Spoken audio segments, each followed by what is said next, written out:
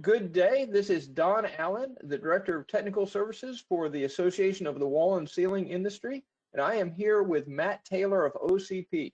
Matt is a previous award winner of the AWCI Safety Awards, as well as a previous judge of the Safety Awards, and he chaired the committee that put together the current program. So Matt, welcome. Hey, thank you. Appreciate it. Today, what we're going to do is go through the form that is online at awci.awardsplatform.com and show you how to fill out the form and hopefully answer some questions that people have. So when you click on any of the links from the AWCI website, this is the page that's going to show up. And what you do is you enter the site. Once you enter the site, you will see this button that says Start Entry. You can see here that I have already started 2 entries in here. So what I'm going to do is I'm going to go with sample company walls and ceilings, and we're going to talk through some of the answers that I've put in here. Now, when you go here, you can click on the eligibility and additional information, and this gives the basics about filling out the form. My email is here if you have questions about the award form, and if you have questions about the process, Laura is available at this email here. Eligibility, and Matt, you may want to talk about this, but this is for all members in good standing, except if you have had a fatality since December 31st, 2021, or if you've had a willful citation, final verdict since December 31st, 2020, you are not eligible for awards. So yeah, what we're looking at there, you may have a willful, and we all know that when you contest it with OSHA, it could be in contest for quite some time. And just because OSHA issued a willful doesn't mean it stays a willful. Until it becomes that final verdict, that's what we're looking at, have you been hit with a willful and charged with that willful? So that's what we're looking at. So if it becomes a final verdict, right, then, and you're not considered willful, then you don't have to put that on there any longer. So, right. But if it's under contest there, judges may look at that a little differently. So they're not going to just say, okay, you got a willful citation, you're out, right? Yeah. Right. But you will need to identify it there and say, yes, we're under willful, but it's under contest. And so judges will take that into consideration. All right, thanks, Matt. Still on this page, information about our $150 entry fee. And also notice that this is broken down to categories, but if we get a whole bunch of entries in one of these categories and not many in the other, we may switch these up a little bit. So these are flexible, so don't worry too much about this portion of it. All right, once you read this information, you can go to the next page, click on the Save and Next, and this is where you start filling out your form. Basic information about your company, your address. We ask you a couple times, number of years in business, so make sure that information is the same. And also, and this becomes important later in the form, whether or not the application is for a company or an individual office. If the application is for a company, no problem. You only submit the form for your entire company. But note, if you selected individual office, you must submit both the company-wide OSHA Form 300A in addition to the one for your individual office. And that comes much later in the form, and we'll show you where you can do that. All right, so let's get into the lagging indicator statistics, some basic information here. Matt, let's talk about the NAICS code. So this has came up in the past is under our industry, most of us will fall under the 238 or 238310, the drywall code. But there is another code out there that comes up quite frequently, and that is 238130, which is the framing code. And that one's kind of newer out there, but it does cover steel framing. And so what we're looking at there is when you're trying to decide which code am I going underneath, it's the one that you carry the most hours in. So remember, drywall is also ceiling tiles, ceiling grid, insulation. It covers a whole big spectrum that we're in. That framing code is just framing.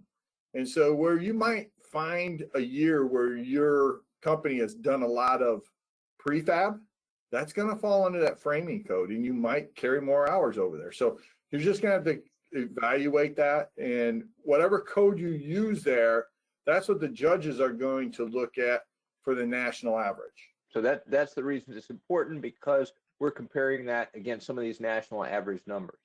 Here again, if there's anything above 0 in deaths, then you're ineligible. So you can stop if you have a death. Here's your TRIR and your DART rate. Again, those are in your OSHA forms. Your EMRs, again, this is information that's already in your forms. And then this is the citations, and we've got them broken down into 3 different ones, and they're also for 3 different years. So we've got the final OSHA citations in 2023, the final OSHA citations in 2022, and then the final OSHA citations in 2021.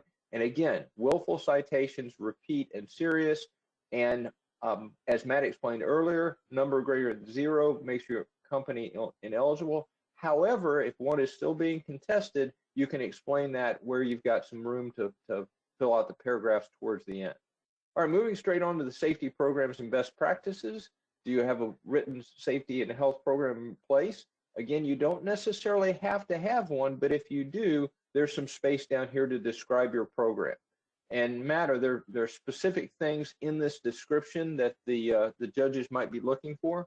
Yeah, so we've seen this done a couple different ways in the past.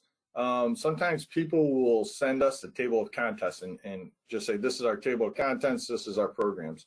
Other people will give a more descriptive about their culture, dives in deeper into their programs, right? Like what you've done here.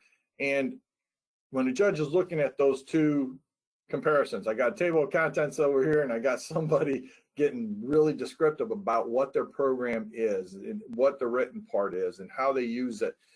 That tends to get a little bit more points here than the person who just says, here's my table of contents. Right, and the table of contents is required if you have a program, and we've got a section later on for people to submit that. So good explanation there, Matt. All right, again, just the date when you last updated it and who was involved. And what are the judges potentially looking for here? So, we get into this where we don't want a safety program just being ran by the safety person in your company or the designated person, right? It really, if you're going to have a good culture, it's ran by the whole company. And so who's really looking at this program? Who's updating it? Do you have input from your field? Do you have input from the CEO? Do you have input from your superintendents? And bring in project managers, everybody. Who really gets involved in looking at this when you're looking at updating it? I will tell you that the more people involved, you're going to have a better culture. It's going to show in your numbers above as well. So, but that's what we're really looking at. Who's really involved in writing this? Great. And this is something I was a little unclear of. It says, does your company employ a designated safety professional? So what if our guy, Tom Wall, he's our safety professional, but he also runs our tool department. He also does these other things. Can we still classify them as full-time because he's full-time on our payroll? Absolutely. Not every company out there can afford to just have someone designated as a safety professional. What we're looking for here is, do you have somebody that is accountable for doing inspections, accountable for doing accident investigations? This is the person we lean to. Does he have the proper training?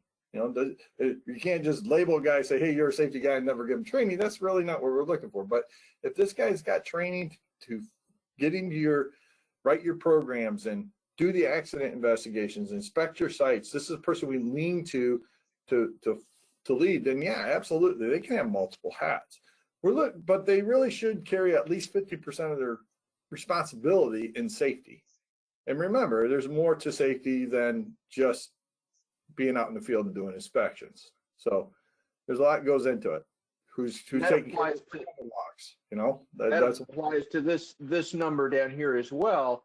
Is if you've got other people on staff and more than 50% of their time is spent on safety tasks and forms and assistance to your guys out in the field, you can count those people as well. Absolutely. One of the things that we pride ourselves on, what we did, and we use it all the time, is we count our foremen. So like our foremen here, they're certified. They're certified through the BCSP. A lot of their responsibility in the field is doing inspections. They're involved in the accident investigations. They're taking care of that site. They're site safety people. And so Right. yeah, we include those right in the count too. Absolutely. All right, good to know. All right, we've got a section here for safety committee, and if the answer is yes, then you may want to fill this out and talk about who's on the committee and what they do. And I think, Matt, this is like you said before, the more engagement and involvement you have, the more favorably the judges are going to look on this, right? Absolutely. It's the same as writing the programs. Who's involved? If you don't have that build team involvement there, right, your people in the field will not probably follow your rules. So you need their involvement. Absolutely. all right, great. All right, there's some information here about the OSHA cards. I think this OSHA 500 trainer is not part of the judging criteria, but we just left it in there anyway. And then the employee wellness program. So there's potentially several of these, but it's just a yes/no question here. You can describe the program or programs you have here. And then this also ties into employee assistant programs, EAPs, which again could be some of these up here in the description. So just a couple yes/no questions, but you've got a big box here. Put as many words as you want to describe this. All right, now this brings in the leading indicators. And we've got several check boxes here. You can check as many as you want for the ones that you have. And then if there's anything down here that doesn't fall into one of these categories for leading indicators, you could describe it down here. Or let's say you've got one of these that is maybe a little bit different that you want to describe in more detail. We could put that down here in the bottom. It's like, okay, we've got a site-specific safety orientation, but if there's something you do that you think is special or award-worthy, you can describe this down here at the bottom. Matt, anything else you want to fill in? The key there is describe it. So I think we've seen in applications in the past where someone puts in the word they use. It might be, we do this, and they got a name for it in their organization, but they never describe really what that means. So if you just leave a word there, you're probably not going to get credit for it. Describing what that is, that's very helpful. And the idea here is that, there is no secrets between us when it comes to safety and sharing. That's one of the things the AWCI has done, is brought the group together to share ideas so we all become better as a group. And this is one of those areas in which, hey, if you got a great idea out there on a leading indicator, let's share that. Let's make the industry better. Right. Good. So we've got check boxes here for how often does your company hold safety toolbox talks? And I've got them all checked, but actually it really, for the company that I used to work with, they were weekly toolbox talks. And then I also checked the box for other, because sometimes something special would come up, and there's a box down here to describe it. Well, if you have something that's not in this checklist, but you have a special thing, or you have seasonal ones that come up, then you can have spaces to describe. So that's pretty self-explanatory. All right, the safety culture. Matt, I'm going to let you talk about this. Wow, this is where you make or break your application. And before I was a judge and putting this in, I often wondered, like, what are they looking at? How are they getting to this? And I tell you, these 5 questions, I believe there's 5 of them here, that you need to be able to brag about your company. This is where it's hard for all of us to brag, right? I know, but this is where you really need to get in and brag about your company. Write down what you do. Put your heart in this, but just because this is where you can pick up the most points, each one of these categories. So like this comment on your company's safety culture, right? Or I'm sorry, we're at employee interviews. I apologize. Yeah. We're at employee interviews. In these employee interviews, we've seen this where somebody's putting it in for their company or putting it in for their individual office. And sometimes we see it, companies put in multiple individual offices with different hours. And we talked about those categories. Make sure that these are 3 separate employees so that you're not using the same review over and over again, right? So if you're doing it for this office, make sure that it's 3 of those employees from that office. And if you're doing it for this office over here, make sure it's 3 employees from that office. Don't bring them together. Now, if you're doing it for a company, use any of the 3 employees reviews. I will tell you, it fares a lot better if it's written and you drag it in, because the judges can pick up on it real fast. Like, just in the wording, the word I comes up a lot when someone's describing themselves. And sometimes people are typing it in for people. So be careful. It's worth some points here, but make sure that you're getting your employees a chance to really voice how they feel. Right. And as Matt said, if you get different opinions for different people that work in different areas, seeing that wow, this really permeates the culture, because we're picking it up the guys out in the field, we're picking up the guys in the tool crib, we're picking it up from the people in the office. Everybody is being affected by this, and that shows that the culture is across disciplines. Yeah, really, I can't agree with you more there, Don. You know, seeing someone from the project manager, then the field, then a foreman is a lot better than 3 project managers or 3 foremen, right? Having that diversity of titles in your organization helps out a lot. Even your estimators can get involved in this. When they're estimating a job, how do they consider safety in what they're putting down on the piece of paper? Anyway, a lot of things go into that. And then the next one kind of feeds into this as well. This is probably written by the person that's filling out the form, or your safety professional. Explain what specific examples, the importance placed on safety in your organization, who owns it, and who's involved in safety decisions. So we're looking for some specifics here, but you got room to elaborate. And then, how is safety data used in your company's annual business strategic planning process? And how does your company ensure safety knowledge and compliance on the job site on a daily basis? So Matt, what are we looking for here?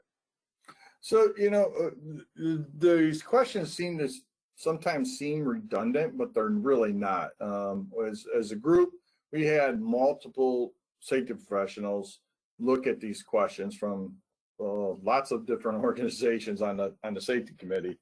And they're really asking 2 different things here. You know, how are you taking what you learned last year and moving it forward into this year? What are you doing strategically to change? Or how is that information you collected, like 300 logs, how are you using those to move forward? So really get in there and describe if it's near misses, whatever you're using from either lagging or leading indicators. What do you do with that information to push the strategic plan forward for your business? That's really what that first question is about. Does your company ensure safety knowledge and compliance on the job site? How do you do that on a daily basis, right? Who does that is more important. Is it your foreman? Is it the employees? Do you have, you know, how do you ensure that knowledge is there? Is really kind of leads into, maybe it's inspections, maybe it's toolbox talks, maybe it's training, there's all sorts of things that can come into this. But how do you do that is really what they're looking for, is how do you move that knowledge into the field? So where are we at there, Don? What question are we on? Well, this is both of them. Also, how does your company ensure safety knowledge and compliance on the job site on a daily basis?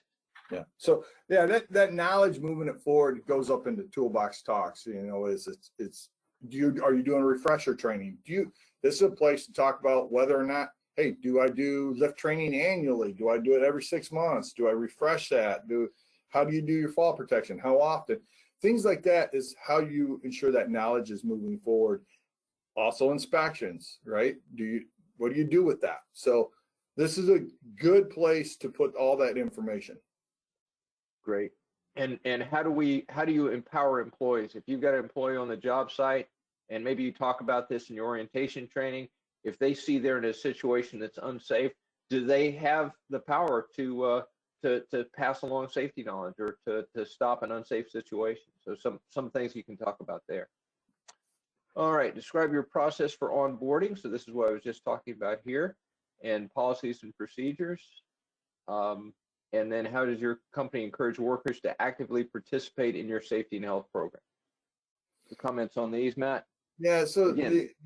the onboarding portion is, I've seen some great stuff, and I tell you, this is where you really start to see some separation in organizations, and really where some of the points start to divide companies in this judging is right here. Is what do you do with that new employee coming in? What are your requirements? How do you follow up to ensure that they fit the mold of your culture, or you're molding that employee into your culture? That's what this is all about. Do you have a 30-day plan, or a 60-day plan, or a 90-day plan, or maybe you have all three? This is where you want to describe that. How does your company encourage workers to actively participate? You can drop back up top. So are they in your safety committee, right? Do they get involved in the accident investigations? Do they get involved in inspections? Do they get involved in the training?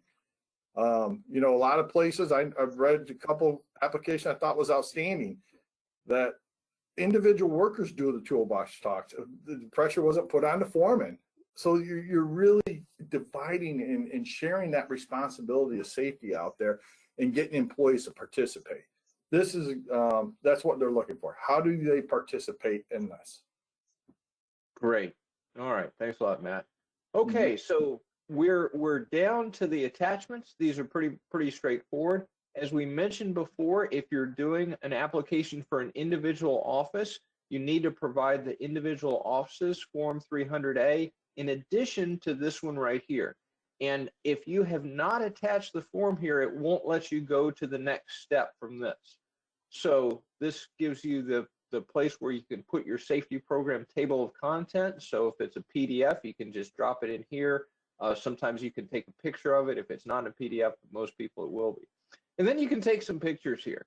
And if you've got a bad picture, like this guy is standing on the ladder or doing something that's unsafe and somebody catches it, you can always replace the photo. So you can click on this button here, it goes away, and then you can drag something else there. And the reason for these photos, it does give the judges something to kind of look at about maybe you're doing stretch and flex, but also it gives you the opportunity that when you win, these are what's going to appear up on the screen at the award ceremony at Build in the spring. So this is where you want to put your good looking pictures of your people doing things and basically showing your safety culture. So after the pictures, you have optional pictures. You can put up to 5 pictures in here, and then at the very bottom, you can either save it and close it because you can go back and work on it later. You can preview your form so just somebody can look at it and see what's going on, or you can go to the next one, which is submit entry. And once you do here, it's like, oh, I didn't have a picture in there, so I took it out, so it doesn't allow me to do that. But if you put a picture in there and get everything, it will take you back to the, you can go back a page, or you can go to start over and drop something in there. But at this one, we'll save changes. In this one, the next screen will bring up is your entry fee. So Matt has described the program for us. We hope everyone considers entering. And if you have questions, again, you can contact me at alan@awci.org or Laura Princhek at princhek@awci.org. Matt, any closing statements? Yeah, you know, I would really love to thank the AWCI and their efforts for this online application. This is leaps and bounds about what we've done in the past.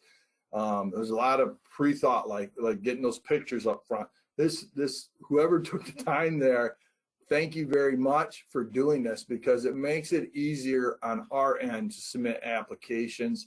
I think it's a lot more clear and concise, and it saves a lot of people headaches, I'm sure, at the AWCI, so you're not searching down pictures for them awards. I know they had to chase me down a couple times. So excellent job putting this together. Thank you very much.